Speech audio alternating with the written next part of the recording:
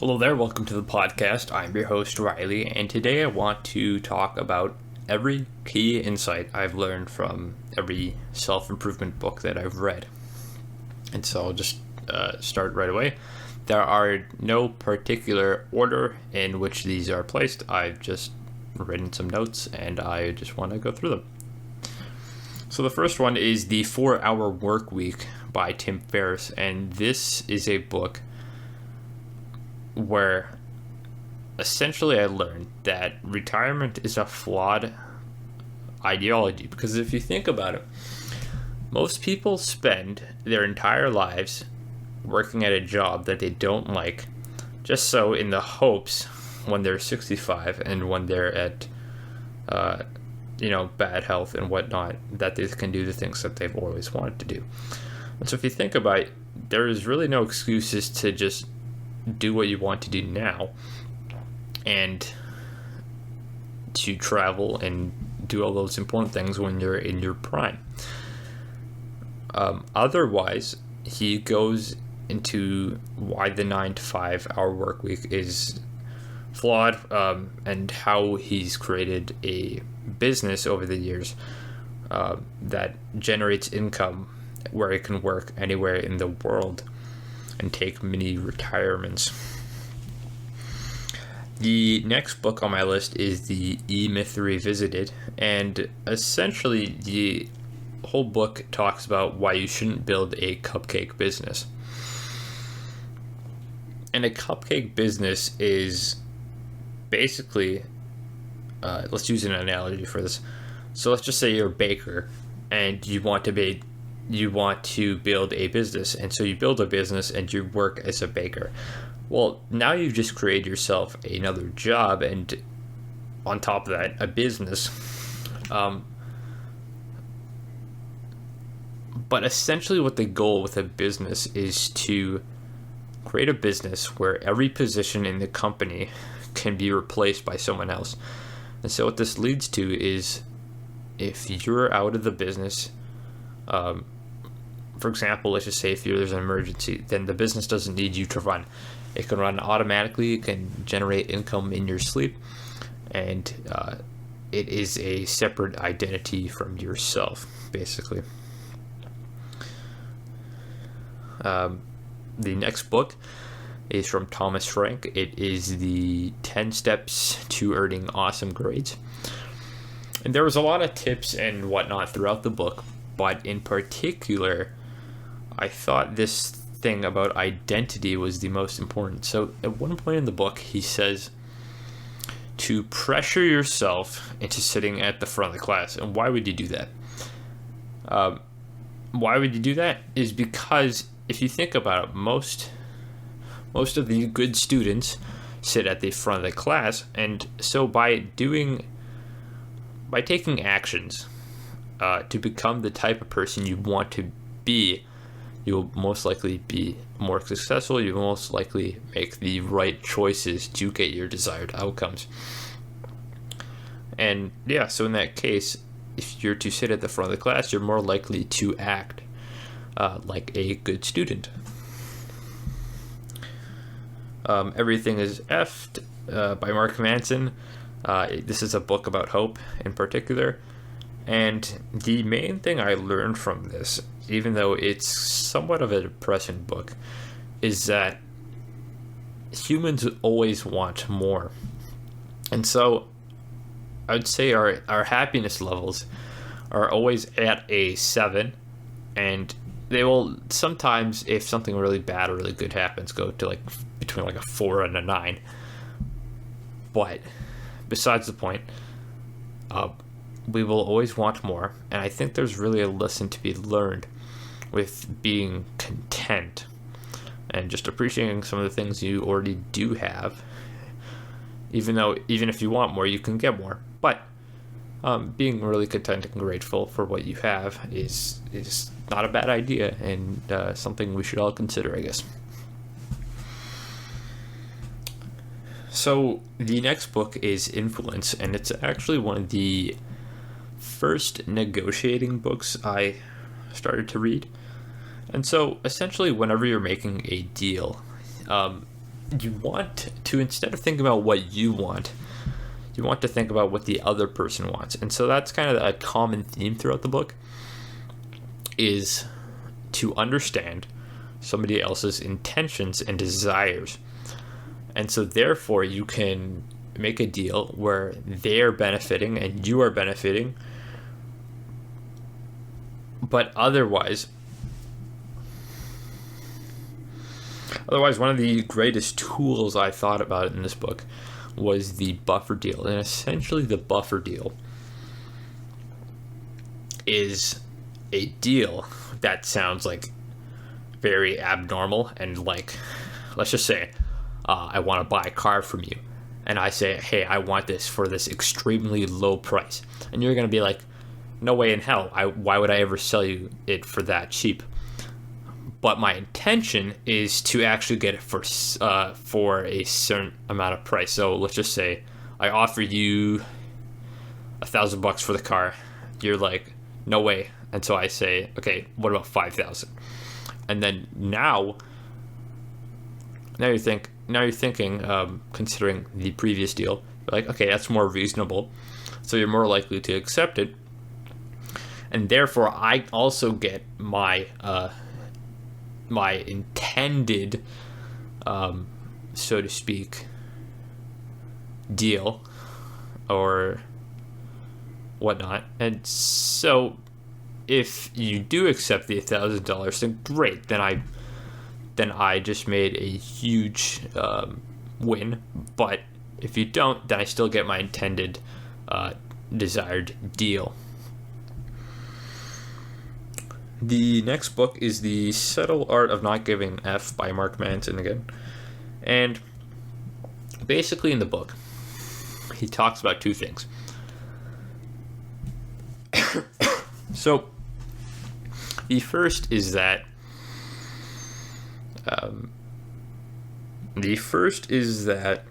it's not about the rewards that we want in life. It's more about the problems we want to solve on a daily basis. Because if you think about it, we could all say, I want to be rich, but there's so many different career paths that could possibly grant that outcome. And so it's, what problems do you want to solve on a daily basis? Otherwise, throughout the book, he kind of goes over why when you die, shortly after, no one will really remember you, and so therefore you should take the actions and say the things that you want to say, because in the end, no one will remember you, and you might as well do what you think is right and what you think is important in life.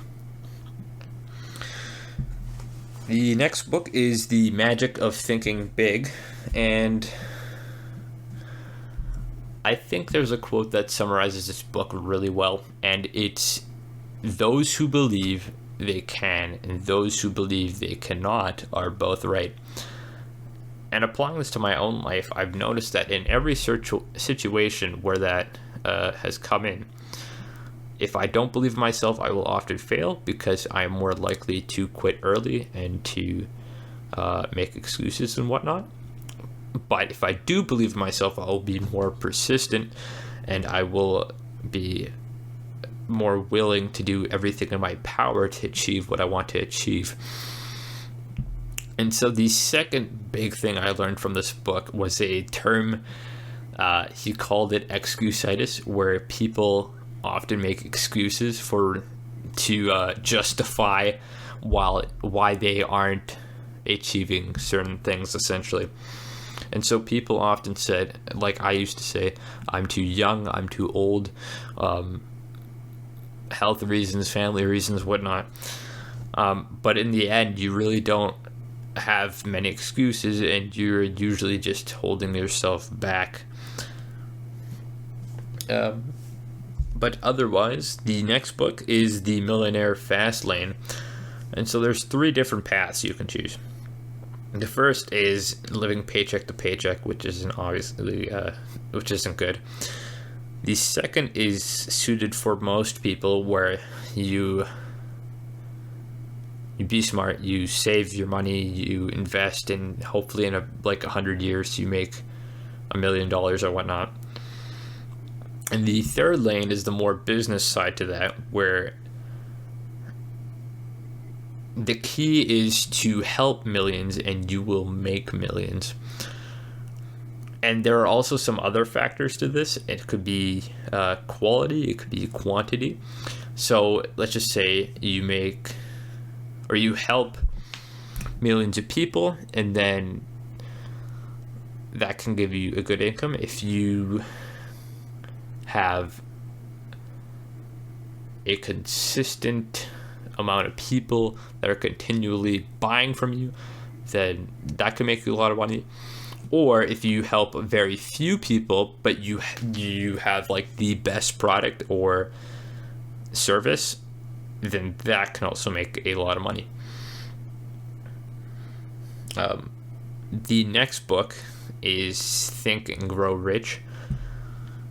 And the main thing I got from this is you are what the mind is fed. So if you feed yourself a lot of negative thoughts and information and whatnot, then you're more likely to be depressed. You're more likely to be afraid and not to do anything of importance and not to achieve any goals. But if you're very positive and if you think more positively and you believe in yourself and you feed yourself constant good news and appreciation and whatnot, then you're more likely to be happier, you're more likely to succeed, and all these other types of things. The effective executive. So there's two main things he starts at. Was know thy time. So what are you actually spending your time every day? And the other thing is know thy strengths. So what are you really good at that will basically provide more value than anything else you can do. So that's the main question I got from this book. The question is, what can you do in your life that will essentially create the greatest contribution, whether that is to work, to family relationships, or anything. It's just, what can you be doing right now that will provide the greatest contribution, and focus on that instead of all the meaningless little things, I should say. The next book is The Obstacle is the Way, and this is probably where I got the mentality to appreciate challenges. So you can look at life in two ways. No matter what, life is going to be hard, right? But you can either look at it and I'm just going to live a life of comfort and not do anything, or you can live the better option where you look at life. Life is hard, but you challenge yourself continually, and therefore, by challenging yourself and having those obstacles, every obstacle is an opportunity for growth. And so therefore you can live a more fulfilling and meaningful life and grow and become a better person.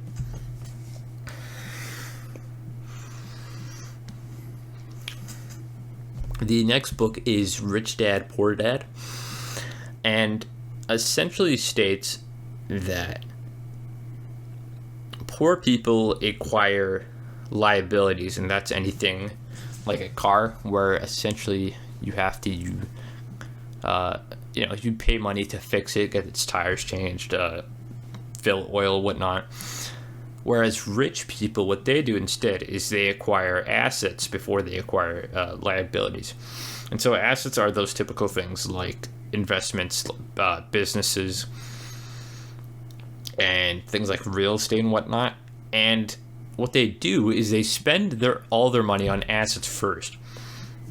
And they'll keep building these assets over time to the point where they can use their assets to pay for those expensive cars and whatnot that they've always wanted, or what other people desire nowadays. But yeah, basically building assets before liabilities is the key thing to do. I will teach you to be rich. Essentially, this is why I've been looking into online banks, and this is because if you think about it, they don't have these big facilities or these big banks that need employees that need to run a building, and so they can often just put that money back into their customers. And then another thing with this is that the other thing in this book was for investing about how index funds and ETFs are really good, because if you think about it, ETFs and index funds essentially grow with the market, and so this is not going to provide any crazy results, but it's going to be more secure in the long term, and it can essentially, it'll be just more secure in the long term, and you will make more money in the long term. Why we sleep. So why we sleep is he goes over the different types of sleep, like deep, light, and REM sleep. But the main thing with this is that, like in the last episode, I said someone with only a couple hours of sleep is not going to be as effective. They won't retain as much information. They won't be as productive as someone with a full 8 hours of sleep. And therefore, you can actually just probably spend less time because you'll be more productive as a person with 8 hours of sleep. And the other thing to this was, in order to get a good night's rest, the key two things I would say are probably like darkness and a cool environment. And so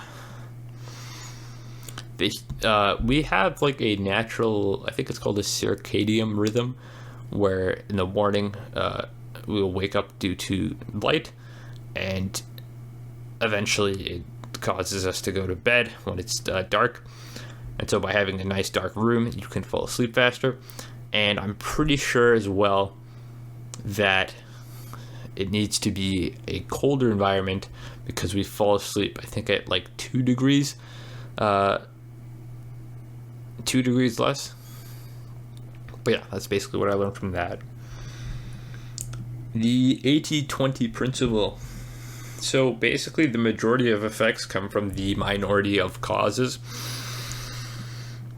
And so this really applies to everything, and it can apply to relationships, business, and happiness. And so the main thing I think about is what can you do? What is the 80% of things that you do that only provide for 20% of the results?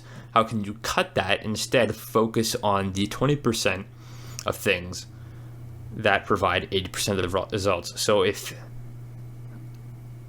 once again, if you think about with happiness or with friends, you can think about who provides the most value and how can you focus on that more in your life. Essentialism.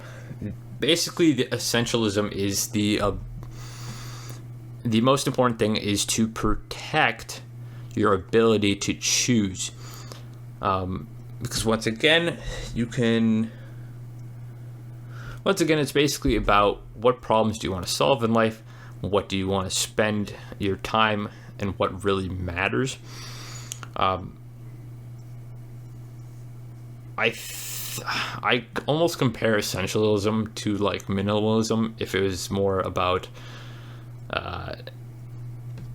just like minimalism is more like material things, and essentialism is more about things like purpose and whatnot. But yeah, basically protect your ability to choose and focus on the things that are most important to you. The next book is Atomic Habits. And so basically, in order to build a habit, you need it to be obvious, you need it to be attractive, you need it to be easy, and you need it to be satisfying. And so there were 2 tools I've gotten out of this book that are like the main things I use that help me the most. Is the 2-minute rule. So whenever I begin a new habit, I make it really easy, and then I progressively eventually will make it harder to the point where it provides substantial results. And then the habit tracker is another one, which I'll probably talk about in a later episode. But either way, basically a habit tracker, you have it on your desk, and it's a constant reminder to do those things that you set out to do. And then it's also satisfying because every time you tick it off, you see your progress over time, and you're like, wow, I'm very proud of myself, whatever. But otherwise, the main key lesson I learned from this book was to look at my life and look at everything in my life and say, how can I improve these things by 1%? And by improving by 1% in every little area, you will become substantially better, and all those little 1% improvements will compound over time. But yeah.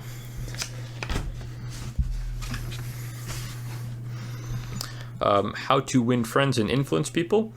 So essentially, to become more likable, you need to do 2 things.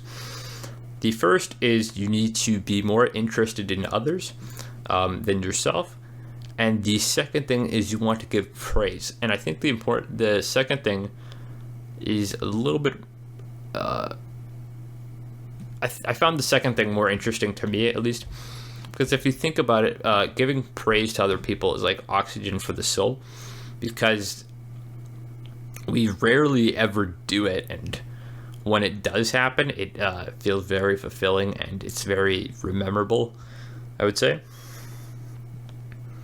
But otherwise, I think a key thing you can do, an actionable step, is to be the initiator, because most people don't want to initiate a hangout or a conversation. And so by being that person, you're very easygoing, and you'll probably just be more likable, and you can actually continue the relationships that you want to continue.